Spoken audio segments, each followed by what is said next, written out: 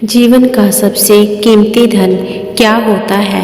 एक शिष्य ने अपने गुरु से पूछा तो गुरु ने इसका उत्तर देते हुए कहा कि मेरे पास चाहे पैसे ना हो, छत भी ना हो और सुख सुविधाएं भी ना हो, लेकिन अगर मेरा शरीर स्वस्थ है तो मैं इस दुनिया का सबसे धनवान आदमी हूँ। शिष्य ने पूछा कि गुरुदेव, आपकी उम्र तो 100 वर्ष को पार कर चुकी है, तब भी आप इतने स्वस्थ हैं, आपकी बुद्धि इतनी तेज है और आपका चेहरा सूर्य के समान चमकता रहता है। वहीं आपके शरीर से चंदन की खुशबू भी आती रहती है। शिष्य ने कहना जारी रखा कि गुरुदेव, मेरे मन में बहुत बार आया है कि मैं आपसे इसका रहस्य जानूं, लेकिन संकोचवश मैं यह पूछ नहीं पाया हूँ।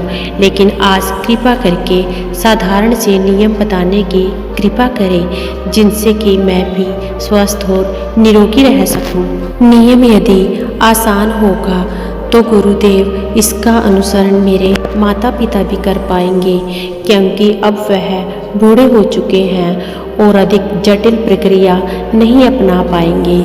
इसलिए कृपा करके साधारण से तरीके को बताना, ताकि कोई भी गृहस्थ आदमी इसे अपनाकर अपने शरीर को स्वस्थ और निरोगी रख सके। गुरुदेव ने कहना आरंभ किया कि सबसे पहले तुम्हें पाचन तंत्र की क्रिया को समझना होगा। जो भी आयुर्वेद का विद्वान होता है वह यह जानता है कि अगर आपका पाचन तंत्र लगातार भोजन को पचाने में लगा हुआ है तो स्वाभाविक है कि ऊर्जा की खास मात्रा आपके भोजन को पचा रही है। इसी कारण ज़्यादा भोजन करने के कारण आपका दिमाग और शरीर अपने बेहतरीन स्तर पर काम नहीं कर पाता। तुमने देखा होगा कि भोजन करने के बाद हमारी पाचन प्रक्रिया शुरू होती है तो हर जानवर नीचे बैठ जाता है, क्योंकि दूसरी चीज़ों के लिए पर्याप्त ऊर्जा नहीं बचती है। चाहे वह मांसाहारी हो या शाकाहारी हो, हर जानवर खाने के बाद नीचे बैठ जाता है और यह इंसानों के लिए भी एक प्राकृतिक ज़रूरत है। खाने के बाद वह बैठ जाना चाहते हैं, क्योंकि दूसरी चीज़ों के लिए पर्याप्त ऊर्जा नहीं होती है। अगर आप अपनी पूरी क्षमता का इस्तेमाल करना चाहते हैं तो आप अपने शरीर को ऐसा बनाकर रखिए कि आप जो भी खाएं, कुछ भी खाएं, तो 1.5 से 2 घंटे के अंदर आपका पेट खाली हो जाना चाहिए। पेट खाली होने का मतलब है पेट की थैली खाली होना, क्योंकि जब भोजन पेट के दूसरे आंत के दूसरे भाग में चला जाता है तो पेट बिल्कुल खाली हो जाता है, क्योंकि आंत प्रक्रिया बिल्कुल अलग होती है। वह पाचन नहीं होता है, वह ऊर्जा को ग्रहण करती है। आंतों द्वारा इस ऊर्जा को ग्रहण करने के लिए ज़्यादा ऊर्जा ले लेती है। पाचन क्रिया में जब खाना पेट की थैली में मौजूद हो तो बेहतर है कि आप अपनी गतिविधियों को कम कर लें। अब अगर सोचिए कि यदि सारा दिन आपके पेट में खाना मौजूद रहेगा तो आप अपनी क्षमता को कम कर लेंगे। आप स्वयं देखिए कि जब आपके पेट में खाना रहता है तब आपका शरीर कैसे रहता है, और जब खाना नहीं होता है तब पेट खाली रहता है तब कैसे होता है, तब आपका शरीर कैसा महसूस करता है।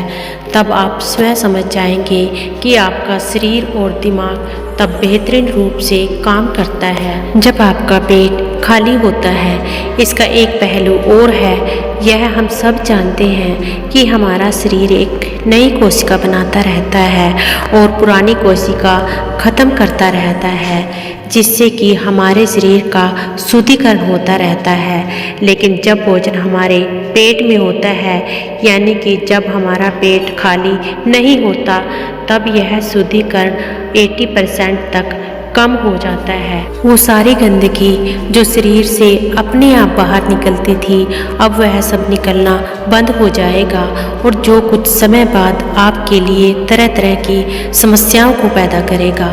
देखिए, योग में पेट का साफ होना बहुत ही महत्वपूर्ण होता है। किसी भी पारंपरिक प्रणाली में जब आप पाएंगे तो देखेंगे कि जब भी आप किसी आयुर्वेदिक डॉक्टर या वैद्य के पास जाते हैं तो सबसे पहले वह आपके पेट की सफाई करते हैं, क्योंकि वह जानते हैं कि सबसे पहले आपके पेट की सफाई ज़रूरी है, क्योंकि आपकी ज़्यादातर समस्या पेट के साफ न होने की वजह से है। सिर्फ एक दिन के लिए आप अपने पेट को पूरी तरह से साफ करने के बाद आप महसूस करेंगे कि आपको कैसा महसूस होता है। आप अपने अंदर बहुत ही हल्का और सुंदर महसूस करेंगे। हर दिन आपको इसी तरह से महसूस होना चाहिए। आमतौर पर पारंपरिक रूप से घी को एक पहले निवाले के रूप में खाया जाता है। घी एक चिकनाई वाला पदार्थ है जो पूरी आहार नली को चिकनाई देता है। आपको सबसे पहले इसे ही खाना चाहिए ताकि वह भोजन के प्रवाह को आसान बना दे। जब आप बहुत मसालेदार भोजन खाते हैं तो आपके भोजन पर सबसे पहले घी की परत का चढ़ाना बहुत अच्छा होता है। घी का महत्व होता है कि वह आहार नली को साफ रखता है। जो व्यक्ति घी का उचित तरह से सेवन करता है उसका पेट हमेशा साफ रहता है, क्योंकि वहाँ कुछ भी नहीं चिपकता, वहाँ कुछ भी लंबे समय तक ठहर ही नहीं सकता। पेट का कैंसर, आंत का कैंसर आजकल यह बहुत ज़्यादा हो रहा है, तो अगर आप बहुत ही निश्चित मात्रा में इसका सेवन करते हैं तो यह घटना बहुत कम हो जाती है। लेकिन उसके लिए घी सही गुणवत्ता का होना चाहिए।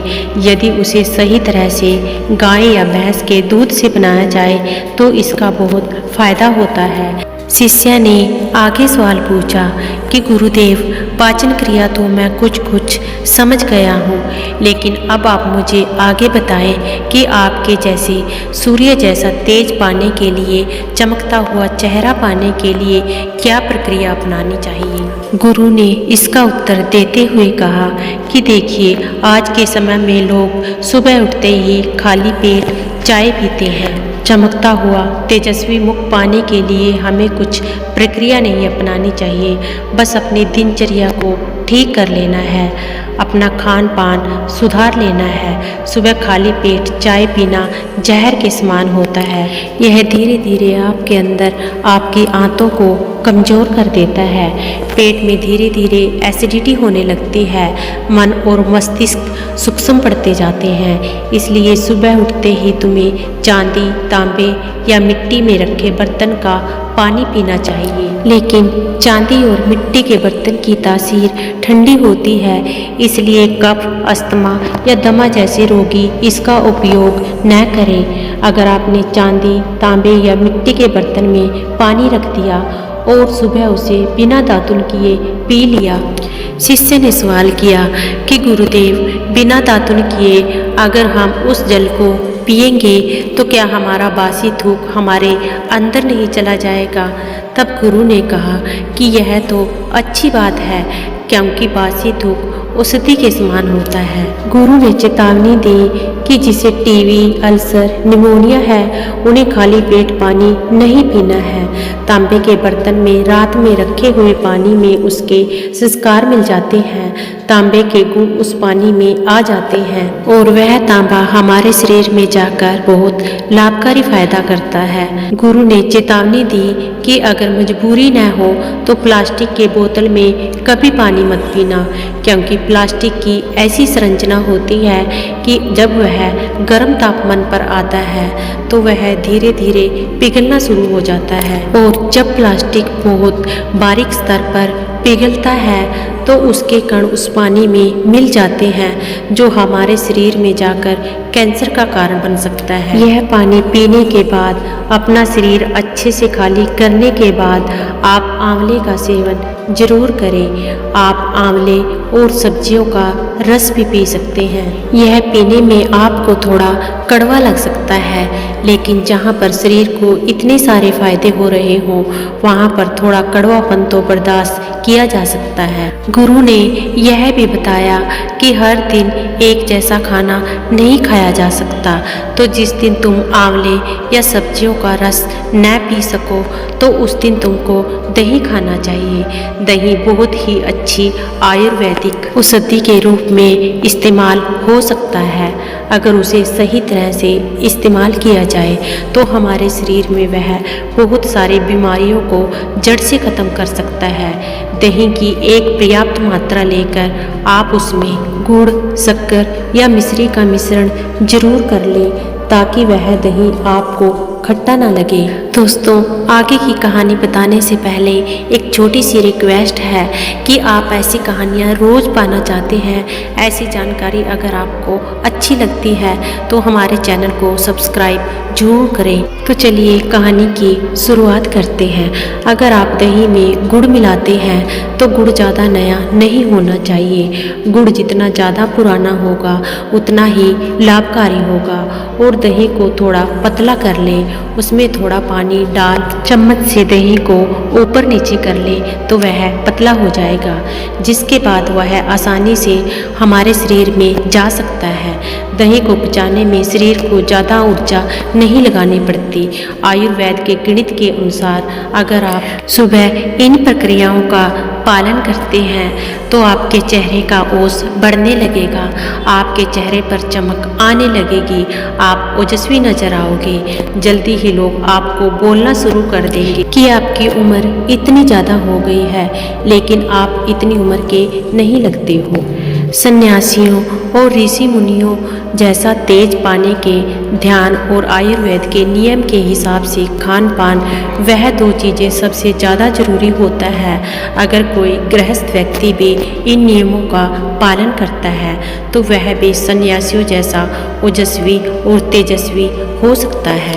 शिष्य ने अंतिम प्रश्न करते हुए कहा कि गुरुदेव, मुझे दो नियम तो अच्छी तरह से समझ में आ गए हैं कि अगर आप अपने पेट को खाली रखेंगे तो आप बीमारियों से मुक्त रहेंगे, और दूसरा नियम, आप अपने चेहरे पर ओस और तेज कैसे प्रकट कर सकते हैं। यह दोनों नियम तो मैं जान गया, लेकिन अब बस आखिरी समस्या का समाधान आपको और करवाना है। मैं आपसे पूछना चाहता हूँ कि जैसे जैसे आदमी की उम्र बढ़ती है वैसे वैसे उस व्यक्ति के आँखों की और दिमाग की क्षमता कम होती चली जाती है, तो उस क्षमता को बरकरार रखने के लिए किन नियमों का पालन करना होता है और क्या खान पान अपने दैनिक जीवन में अपनाएं जिससे कि उनका शरीर स्वस्थ रहे। गुरु ने खुद की तरफ इशारा करते हुए कहा कि वत्स, जैसे जैसे उम्र बढ़ेगी आप बुद्धिमान होते चले जाओगे। बस मैं जो नियम बता रहा हूँ उसे आप ध्यान से सुन लो। अगर आप उसे सुन लोगे तो आपकी सारी समस्याएं खत्म हो जाएंगी। तो सबसे पहले सफ़ेद कद्दू की औषधीय गुणों के बारे में जानो।